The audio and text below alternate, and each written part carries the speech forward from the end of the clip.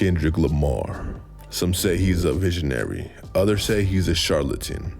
What seems clear to me, since his re-emergence, his impact has been meteoric, toppling an industry giant, and possibly reshaping the hip-hop landscape for decades. Speculations about GNX have been going wild, hearing claims that it was just some cool shit for the Super Bowl, or claims like Kendrick is an angry hater. Some say he's here to bring the culture back to being true to form. Some say he's a clout demon, but few see the underlying messages behind GNX and even Mr. Morale that were also highly visible at the Super Bowl, as they speculate from the ivory tower of the essayist or the barbershop and musty basements of the podcaster. They still miss a glaring narrative interwoven in between each and every bar. I knew I needed another perspective, someone who belonged to the suburban middle class. So I reached out to my friend and sometimes adversary, the Shao Kahn level final boss of the ivory tower itself, FD Signifier. I think the clown shoes things feels a little bit like I know best and they just clowns, they just joking around, they ain't really serious, which I think comes with the anti-poor black folk shit, right? Not just you, but a lot of people do the critique of a world star, for example, and all the drama behind that. But how is that any more than all this gossip bullshit that other people intake? It's just a different way because it's just the people who are at the bottom played off as if we're lacking in intellect because of that and because of the way we engage with those things. You know what I mean? And I don't think that's what you're going for, but I think that's also like... But yeah, you're not wrong, I think, to say that that is a sentiment that affects definitely like the political influencer space, probably just as much political organizing spaces, especially when they're led corely by academics or people who found their politics in academia. So you're right on a lot of levels, right? The thing with the clown shoes take, and so this is post like literally a day or two after the election without having had time to let it all settle in. So that's a take I've been looking to return to, because what I was really thinking and talking about was populism. I've always felt like populism was overall bad. It's kind of like the conundrum response to the whole master's tools take. But I remember the first time hearing that, thinking to myself, yo, if I don't have shit to fight with, I might have to pick up a shovel. You know what I'm saying? Mm. Will I endeavor to put that shovel down at some point in the future? Sure. But that's the reality of the situation when you're that far behind in the fight. So clown shoes may have been the wrong term. Is it used in the moment to not think about how that may resonate across different populations? But the point was, you have to stop, you know, so for me, like, I was like, I don't really fuck with TikTok and Instagram. I think Instagram is kind of pointless. TikTok is even worse. But the reality is there's a lot of value in connecting to people through those mediums. And so I may be aspiring to be a documentarian, the FD Signifier documentarian du jour. See, Instagram is not worthy of my time. But if my other aspirations are to spread these politics and to like improve situations, then I have to start meeting people where they are. I have to start engaging in work and discourses that are not comfortable. I remember after the election, everybody was like, we need a leftist Joe Rogan. And I was like, yeah, that's dumb, but it's not actually that dumb. It's not like a horrible idea to say, can we get someone who can appeal to the populist reasons why leftist ideologies are and should be popular, and do it in a way that's effective outside of academia? Because right now it's just not. These messages aren't overly effective at creating like ongoing sustained action outside of, you know, college kids taking over their campuses, you know, in support of Palestine. And so like a lot of stuff there. You're correct in your critique of the take. My only defense is that it's a take I didn't marinate on long enough to present it in a way that didn't elicit that critique. As much as I hear what you're saying, but there's still the undertone that the people, the populace, especially when we talk about this specifically, don't know what we're talking about, what we're doing, which in my experience is quite opposite. A lot of the people who go to the colleges, go to degrees and come back and try to work in our communities don't know what the fuck they're doing. And the people who stay in the communities do. but there's always an associated ignorance handed to us immediately. And I think I guess my critique is that there's an assumption versus like, because even the way you talk about it right now, right? You talk about like the things in academia being brought as if it's the improvement we need. For me, I hella disagree with that. I'm like, no, it isn't. A lot of that stuff is literally indoctrinating people into capitalism, into white supremacy itself, and people don't want to acknowledge it because it's the official institution. They just put a lot of money and resources into that too. Oh, go ahead. So I'm not really talking about like specific academic theories and practices. I'm just talking about the actual ideology of the actual process of moving people left. People in the community are definitely going to know better ways and be more effective at moving people in the community left. I totally agree with that. A more refined take that incorporates your criticism is to say people who are not in those communities need to spend more time in those communities, listening, learning, and mimicking what they see, bringing resources with them, and then learning how to adopt those practices in the spaces that they are more comfortable in or spend the most time in. That's kind of what I'm trying to say. Their album was clearly paying homage not only to where they are from, but to street niggas and the hood niggas everywhere. That was the reason why every feature was a street nigga or someone from the bottom. There is many ways Kendrick's experience resemble my own. And in this, I find myself in reflection.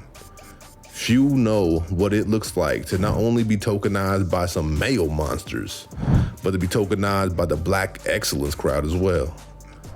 Them choosing you for a time, accepting you as one of them while rejecting the people you actually came from. It leaves you in a space of despair, because if they don't accept your people, they don't accept you. You're just a mark of their supposed diversity, and they get to claim your creations and innovations as something they produced, when in reality, that couldn't be further from the truth. Kendrick's music, my organizing, were both highly informed by similar backgrounds. Not only that, our motivations are rooted in our past and our people. At least that's what I read from Kendrick, and that's what I know to be true about myself. A false reflection. I stand here surrounded by distorted reflections. Each ripple shares my you, but underneath the turbulence, the soul does not reflect my own, but an imitation of my oppressor. I fear the sea that I now journey within. Here I'm surrounded by not kin, but sirens singing their morbid melodies. A lot of the Black excellent crew who would not have fucked with him before he became who he is now, bringing him in. Being like, oh yeah, that's our people. In the same moment, rejecting everybody he grew up with. Everybody from his community. When I hear Mr. Morale and then GNX afterwards on top of that, I'm like, yo, y'all ain't peeping what he's trying to say. We Black, but like, this is my people, and I don't think people are getting the point of this. The point is, we have value too. And not just me as the one individual that you guys choose to accept because I hit all the boxes for you. That acceptance also, I feel like on a personal thing for him, it seemed like he was frustrated with because that acceptance came with the rejection of where he's from, like rejecting him, generally being like, we don't really fuck with you like that. Like, we cool, you come chill, but like, we're going to be all over school but Q and J-Rock first, you know what I mean? I think there's also in Damn too, though. I don't know if it's in Damn. There's something I remember him talking about. The picture on the cover of To Pimp a Butterfly, those are his literal people in the hood from where he's from at the White House. As you do this, I think you should go back, if you haven't already, and give Damn another chance, because Damn, I think, is his album kind of airing out the frustration that To Pimp a Butterfly brought to him. Miss Morale is him speaking to it again, and then GNX is just like, I'm doing me now. But Damn was like, this has low-key went too far. Or how many rappers of his size ever have really been from the gutter? DMX, from what I understand about Kendrick's story, that's true hood. You know, especially like, I'm not a drug dealer in the hood. You know, I'm not a dope boy in the hood, which is a whole other status. Kendrick was like, I'm just a street urchin trying to make it. Turb had you should go look at it. He did a great kind of, I think, touching on your argument, where he compared Kendrick to Chief Keef and basically said through a lot of their music, they're talking about the exact same things. It's just that Kendrick is doing it in a way that is amenable to the palate of white folks and, you know, petite bourgeois Black people. And because of that, he gets way more accolades and way more. It's really everything you've been talking about before. And what we were talking about even at the beginning of the conversation with like how your arguments and ideology is perceived as a person who knows more than me in so many areas versus me, who people just assume to know those things because I have clout, because I talk a good game. You know what I mean? Now, low key, people trying to make us go against each other. I'm like, I'm not going people to. People always trying to get people trying to gas all y'all up against me. It's weird, you know. And I fucks with everybody. I don't have no problem with like anybody at all. I love everybody, but I do get annoyed when like it's obvious that me and insert every other person here is. Hello, looking for some tea? Oh, black tea. Well, I don't have that, but I've got some extra change. And you go over to the Patreon. I hear there's an excess amount of black tea over there. I can in a strange way understand the complexity of Kendrick's experience. Not as much due to the fact that I am a musician that makes hip hop. In fact, that might be where I relate the least. I'm much closer to an anarchist Ab-Soul as an artist than a Kendrick Lamar. I'm not gonna even talk about his numbers versus mine, cause ooh boy, I got a long way to go. However, as a social experience of coming from the bottom and winding up in spaces that love street niggas as an aesthetic, but very much are hostile to our reality and our presence, that existence I definitely relate to.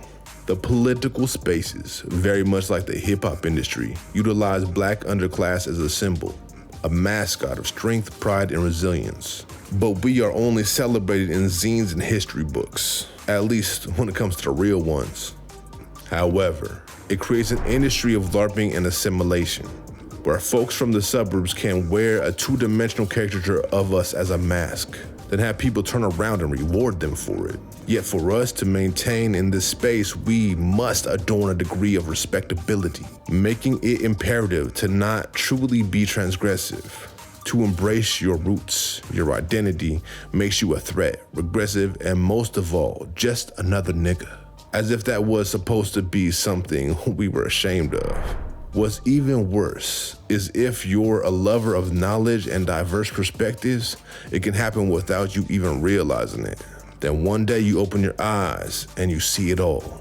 Your inquisitive, artistic mind being utilized more so as a trophy. No, a token to be placed upon a mantle. Not respected or valued. You exist as something to be collected. The head of a lion poached from the cement jungles. Your kin, your wifey, your children all seen as vicious animals to be put down or in cages. While the whole time you're expected to jump through flaming hoops for the entertainment of the bourgeois. What they're saying is let the party die because so much of hip hop has been stripped from the reality of where it came from, stripped from those at the bottom, that no longer is talking about our stories and what we're going through and putting a message out there that what made it valuable in the first place. Instead, it goes to exactly partying and escaping from that. I think what that's trying to say is like, nah, man, let's take it back to the real shit. No, I completely agree with that. I think it's double, triple, quadruple entendre, where I think that's the core thing. Kendrick won this battle. Nobody can convince me that this wasn't a planned assassination of Drake from Kendrick, that he wasn't thinking about this for years. And I think one of the reasons for that was because of what you just said, that Kendrick, especially having gotten to the top of the food chain in hip hop, doesn't like the taste, doesn't like the fact that what he's doing ends up being one or the other. You know, that I might listen to a GNX, me as a hip hop head, and my immediate reaction is this is just some party music. Like that speaks to a bit of a sickness in the culture overall. I feel like Let the Party Die happened. Did it happen the week before they arrested Diddy? Either the week before or like a couple of weeks after, but like it was real close to them like finally going in on Diddy. And of course, everything else that's been known about Diddy and all these other people. As much as the Pedialyte observation that Kenny put out was a focal point to rally the masses, the foundation of the criticism was deeper than just that one component. It wasn't just based off Drake's predilection for children. It was how this vanilla-flavored milk dud extracted culture and identity from those hoods, wearing it as a form of blackface, while in the same breath being antagonistic to men and especially women who actually fully came from that reality, which allowed him a priorly unseen degree of market viability, granted to him by those who control the plantation. In other words, his teeny bopper kitty chasing ass is a house nigga. He also points out how these predators roll in packs, and how the industry not only allows but participates in these behaviors, even to the point that there is valid street niggas selling out for the bag to grant these clowns validation, which then when these suburbanites act up, they blame the caste those clowns were pretending to be, despite a majority of these fools were college-educated suburbanized Plain Street. Well, and Drake. I don't know what the fuck happened to Drake. Oh, that's right. That clown moved to the burbs right before he was able to come off the porch. This is when it gets even deeper, because I've seen black folks both minimize and aggrandize Kendrick's Super Bowl performance, while the whole time ignoring fundamental portions that makes it clear to whom he is speaking. Uncle Sam, but not the pink fleshy colored saltine version many of us are accustomed to, but the Sambo that lives inside many of us, the overseer that manifests many forms of self-hate, the internal Uncle Ruckus that looked at Mr. Morale and chose to criticize who was featured instead of using it as a degree of self-reflection. No, no, no, no! Too loud, too reckless, too ghetto. Mr. Lamar, do you really know how to play the game? Then tighten up! The same person that refuses to realize at the present moment that they have become Uncle Sam, mainly because they have chosen to ingratiate themselves in institutions and communities that cater to the status quo. A status quo that has taught them that certain of our people are below, are less civilized, at least till Serena Williams is seen walking across the stage. Then it's all of a sudden a part of black culture instead of ghetto. It's funny how that works. How everyone switches when a tennis player is with the shits, especially on a Super Bowl stage of a Kendrick performance. And do not misunderstand, there's no shade or hate going to Serena at all. Quite the opposite, it's all love. It's not her that I'm criticizing. It's the bench warmers that are watching from the sidelines and jumping in and out of our reality based off when it is safe and empowering to be a nigga. Shit. You even see Uncle Sam parrot their prior sentiments with the comments, "Oh, you brought the homies. They duck one life." It's always wild because there's a consistent flattening of blackness when convenient for those with privilege. A declaration of how homogenous we supposedly are. But that's only ever in the moments of pride that it's for us by us. Despite the fact that most of the actual us, y'all don't even want to sit at a table with, much less embrace. However, as soon as it's fly again, it's our black culture. It's not street niggas, it's not ghetto kids, it's not the YNs, it's all of us. How convenient, Drake. Speaking of Drake clones, y'all probably wondering why I haven't talked about DJ Academics. It's because we know who the fuck that limp lizard already the fuck is. Street niggas, as always, were a canary in a coal mine. There was nothing constructive about it, and I'm gonna tell you the truth. I really think you a bitch because. In what sense? Because there's a video that you put up about a person named Trey 57 making all these jokes. Oh, here's another Chirac Savage. Like, this guy's stupid. He messed with the Grim Reaper. Like, nigga, this is not a video game. That's a nigga I grew up with. I've known since I was 5 years old. And to see you come on the internet and, like, with this corny ass little voice and make jokes about it, like, you know, I was waiting to see you. And as usual, few listen because they shared parts of that fool's toxicity. Now, as his toxic perception of masculinity is on full display in a way that kicks up motherfuckers' homophobia, people give a fuck, but only because they hate queer folks, instead of actually being mad because of the bad behavior of the black petite bourgeois man. That's all I gotta say about clowns like that. I'm also not gonna go deep into Ben Shapiro and his daddy's little opinions. Shut up, Ben. We don't care about your arithmetic speaking bullshit. But since we ended up on the wider side of life anyways, let's talk about how Hassan loves the taste of his own feet. Expected him to do this. Singleness is key. Stop playing loud. Stop being ghetto while he's literally telling you in front of your face with eloquent and subtle messages, man. Chef's kiss. What? Yeah, that's what I was saying. My criticism of Kendrick Lamar was that he was too black and too ghetto. No, I just don't think it was that profound. Yeah, I mean, he did the whole like black people made this country.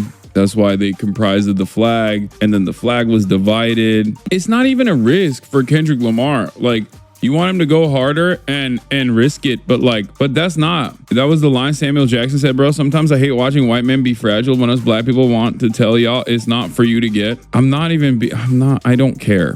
Okay. At the end of the day, I don't think it's all that serious. I'm just saying, as a fan of Kendrick Lamar, Hassan, you don't know shit about music, is true. There are a lot of artists out there that engage in political messages that are way above their pay grade, or they try to do political messages and oftentimes they swing and they miss as a consequence of not having a fully flushed out worldview. Kendrick Lamar is not one of these artists. So my expectation there is not for Kendrick to be like, oh, we gotta resist, something along those lines, but instead, at least with the imagery, invoke more anger, potentially, at the administration, at all, the entirety of the government, from a perspective of like where we're at in this moment in time, where American white supremacy has never really gone away. But at this stage, it's becoming even more overt than it was before. There are, throughout America's experiences with liberalism, there have been times where white supremacy has gotten on the back foot, even though it has very much been a fundamental aspect of American societal development. It's been there. It's never gone away, except now it's being used offensively, more so than in the past couple of decades. That's why I said I think Kendrick Lamar's performance was good, but my expectation was like mind-blowing because it is Kendrick Lamar, you know? That's it. Hassan. Not everything's an attack against you, homie. These cats are trying to explain to you what you missed, and you still can't even grasp their depths you're not perceiving. You're not perceiving those depths because it was not for you to understand in the first place.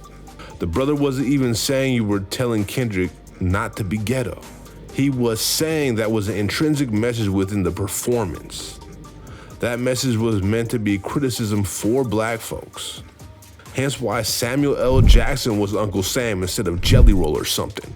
And sure, you got that he said that, but you didn't grasp the actual criticism being raised. What is going over your head, Hassan, is the same thing that missed most folks. This performance isn't just a criticism of America, of white racists that are highly embedded within this system, but how black elites internalize this rhetoric and use that to reinforce white supremacy within our community, and how we also do that within ourselves in our own minds. It was nothing short of an intersectional analysis of race and class. If I'm honest, homies, I expect nothing less from Hassan. He consistently had half-baked takes when it comes to black culture and organizing. You can check out my video, 2 Cults, 1 Streamer, for another example of how Hassan putting his foot in his mouth, in a more egregious way at that, where I dive into how Black Hammer and Uhuru were not the same despite the claims of that specific streamer we were just speaking on, as well as how both organizations had run-ins with the feds and a Russian spy. Here y'all motherfuckers go again. In my cabinet? How'd you even fit in there, man? All right, well, check it out. If you're going to be up in my cabinet, you can at least go to the Patreon, you know what I mean? Support and show love for what we're creating out here. But I'm not stopping brushing my teeth because my breath's kind of hot right now. Mainly because I've been spending some hot-ass fire with my new song, Heresy, that's hitting next Thursday.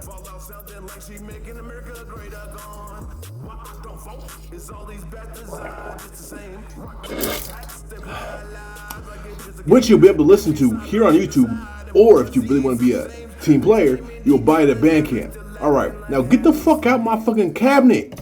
In conclusion, the depths of folks' blindness to their own privilege leads to missing much of the meaning of not only the performance, but the depths of much of his music. He spent 2, and after taking FD's advice and listening to Damn, I'd actually have to say 3 full albums trying to get the black elite and petite bourgeoisie to have a microgram of compassion and respect for the most marginalized among us. Those of us called the underclass, the lumpen proletariat, or niggas. Black men being marched through our streets draped in red, white, and blue as soldiers, which is clear symbolism to those of us stuck fighting for resources for us and our people. Bodies who soon become chalk outlines, then ghosts singing a different type of morbid melody, haunting every other streetlight. Virus goes straight to capitalism, straight to the system itself. And I don't think he's there yet. I'm not saying he couldn't be there, but then the thing is, then you run into the Lupe Fiasco problem, right? You run into the situation of like, Lupe Fiasco took a stand against Obama specifically. What did that do to his career? Tanked it. Wait, that I think part of that is also his. That's part of that is also his. I think Lupe's really autistic. I think Lupe, like other people say they're autistic in hip hop. Lupe, I think, like right now, this AI shit that he's doing is like, Lupe, what are you doing? But no, I agree with you. Like the Obama Gaza Strip was getting bombed. Obama didn't say shit. That bar, basically, he was never the same. I mean, not only that, but you know, remember like at the show when he just wouldn't stop saying the same thing over and over. He's like, I'm not gonna, no. I'm for Obama. I'm gonna keep saying, how'd you have the nerve to have me up here and expect me to do anything else? And I respect him for that, but that tanked his career. And if Kendrick took any moves that would actually do something, I mean, he could. I think he could breathe life back into hip hop. I think that is possible. I don't think it's necessarily gonna be accomplishable, but it is possible that could happen. You get that pulse going. But the degree of change that we're thinking of, no, not without destroying him. He destroyed his career. I mean, he could do it and could say, I'm gonna take this money, I'm gonna fuck my career off, and I'm gonna leave, and I'm gonna do what I need to do. He can do that, but I don't think that's where they're at yet. I think they need to, like, you know, get up under some cats or some real cats that aren't some industry cats, but some really about the movement cats for him to be what that would need to be to actually even want to do that. Also, and Kendrick is really an artist though. And I hope that doesn't come off wrong.